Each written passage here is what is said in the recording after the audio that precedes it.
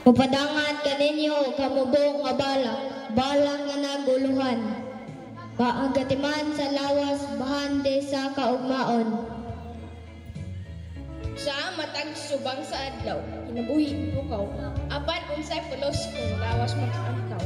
Kung pagkaon pulos ng tambo o mantika, alagsik sa bata, daing mapapas bawala.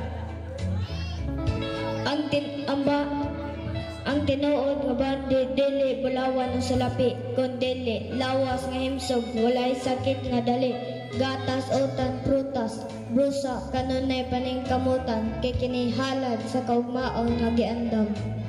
Ayaw pagsalig sa pagkaon nga dali or nalutuon, mga instant ka pagkaon, di kay kumahimo og dili kanunayon. Pili ang humay kaysa puthaw nga pan, kaysa natural nga pagkaon kusog magikan. Ang nutrisyon dili lang panampal sa gutom, kundi di kinabuhi nga ligton, lawas nga ligton. Sa bata pa lang, tukma nga pagkaon hatod, aron sa umabot, walay pasakiton nga kabus. Busa karon nga bulan sa nutrisyon, atong gisaulog, dili lang sa dula sayaw kita maginubanan, apan sa pagkaton sa tinuod nga pagkatiman, sa lawas nga gisaligan sa tanang kalampusan.